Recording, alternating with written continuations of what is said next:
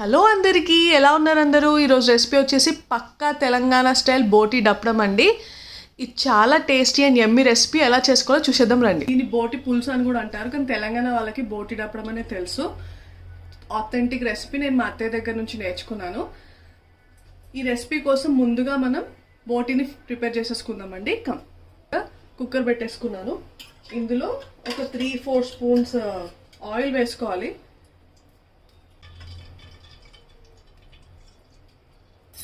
చూడండి, ఆయిల్ వేడెక్కాక ఇందులో 2 బిర్యానీ ఆకులు, దాల్చిన చెక్క, 3 లవంగాలు, 2 ఇలాచీలు వేసుకోవాలి.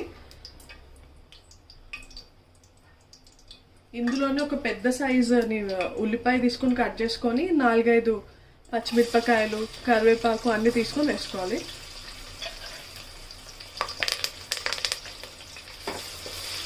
ఇది మంచిగా ఫ్రై కావాలండి, కొంచెం బ్రౌనిష్గా.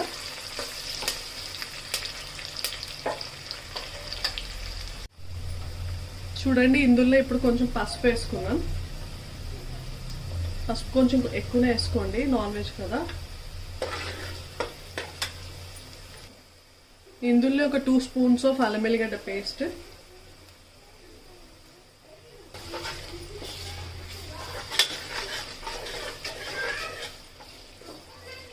కొంచెం పచ్చి వాసన అంతా పోయినాక ఇందులో ఒక 1 kg ఆఫ్ బోటి వేసుకోవాలండి.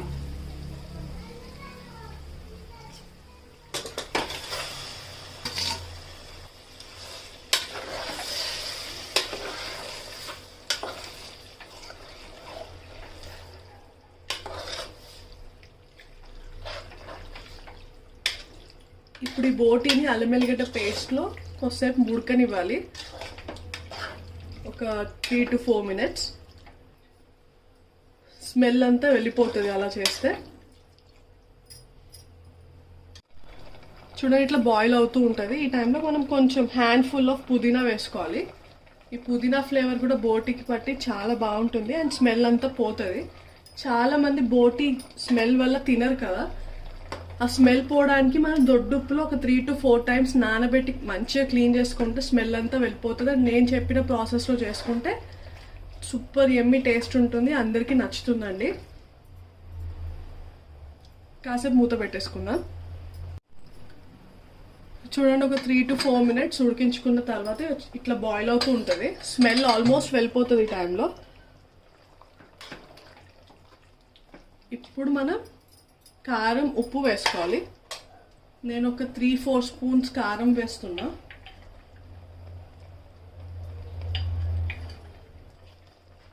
సాల్ట్ తగినంత వేసుకోండి.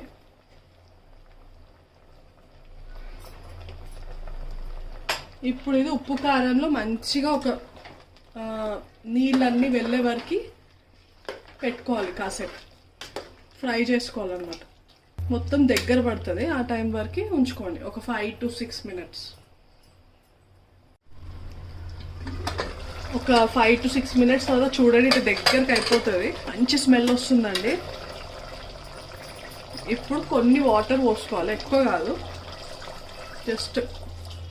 అండ్ మనం ఒక 5 to 6 విజిల్స్ పెట్టేసుకుందాం.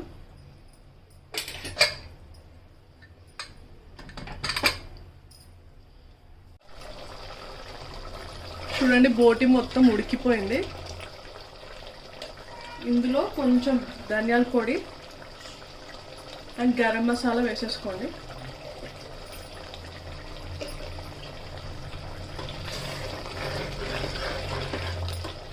ఇది మీరు కర్రీ లాగా తినొచ్చు, ఫ్రై లాగా కూడా తినొచ్చు. ఫ్రై కోసం ఇంకొంచెం దగ్గర పడేదాకా పెట్టుకోవాలి. ఈ టైంలో కూడా ఆఫ్ చేసేసుకొని సర్వ్ చేసుకోవచ్చు కర్రీ లాగా. చూడండి, ఇట్లా దగ్గర పడిపోయింది. టేస్టీగా ఉంటుందండి ఈ రెసిపీ. ఇది ఆఫ్ చేసాక ఇంకొంచెం దగ్గర పడిపోతుంది.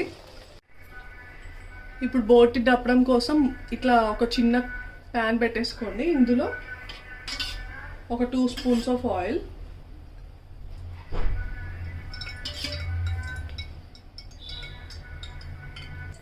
ఇలా ఆయిల్ వేడెక్కాక 3 బిర్యానీ ఆకు, 2 లవంగాలు, 2 ఇలాచీ అండ్ దాల్చిన చెక్క వేసేసుకోవాలి.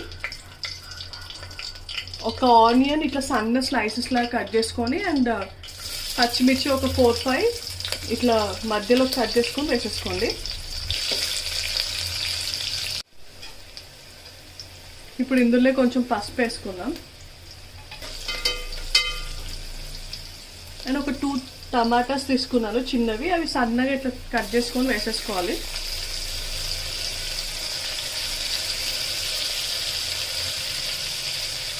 టమాటా మంచిగా ఉడకాలండి, సన్నగా మెత్తగా అయిపోవాలి.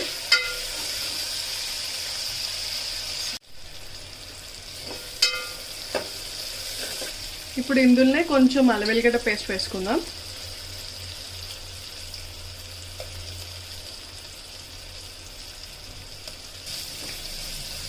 ఇందులో మెయిన్గా పుదీనా వేసుకోవాలండి, పుదీనాతోనే టేస్ట్ దప్పడంకి.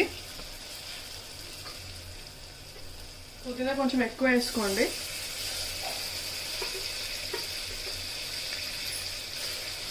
చింతపండుని ఇట్లా పులుసు పిసుకొని పులుసు వేసేసుకోండి.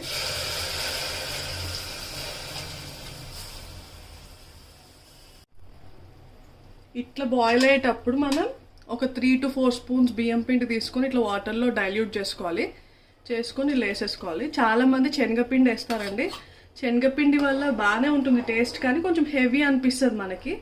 ఈ బియ్యం పిండి వేసుకున్నారనుకో లైట్గా ఉంటుంది, టేస్ట్ కూడా బాగుంటుంది. ఇలా ట్రై చేయండి. ఇది కొంచెం సేపు ఇట్లా ఉడకనివ్వాలి, బియ్యం పిండి వేసుకున్నాం కాబట్టి. ఎప్పుడు కర్రీ ఫ్రై కాకుండా ఇట్లా దప్పడం చేసుకుంటే సూపర్ యమ్మీ ఉంటుంది. మా ఇంట్లో వాళ్ళందరికీ ఇష్టం ఈ రెసిపీ. ట్రై చేయండి గైస్. ఇప్పుడు సాల్ట్ అడ్జస్ట్ చేసుకోండి, పులుపు అడ్జస్ట్ చేసుకోండి ఈ టైంలో. ఇట్లా మరిగేటప్పుడు మనం ముందుగా ప్రిపేర్ చేసుకున్న బోటి దాంట్లోకించి మనం ఇలా ఫ్రై చేసేసుకోవాలి. ఈ బోటి దప్పడంలోకి మెయిన్గా కొంచెం ఫ్యాట్ ఉన్న బోటి వేసుకుంటే టేస్ట్ బాగుంటుంది. ఇలా లావటి పీసెస్.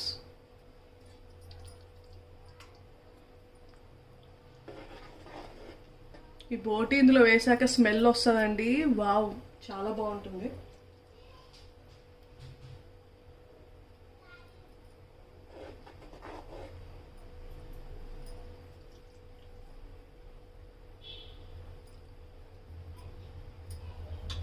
ఇంకొంచెం సేపు మరగనిద్దాం ఇది వేసుకున్నాక.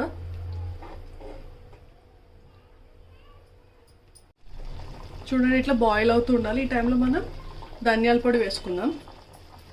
ఇందులో మనం ఫ్యాట్ వేస్తాం కాబట్టి బోటిది ఆటోమేటిక్గా ఆయిల్ కొంచెం ఎక్కువ వస్తుంది. సో ఆయిల్ కొంచెం చూసి తక్కువ వేసుకోవాలి. ఇప్పుడు కొంచెం గరం మసాలా వేసేసుకుందాం.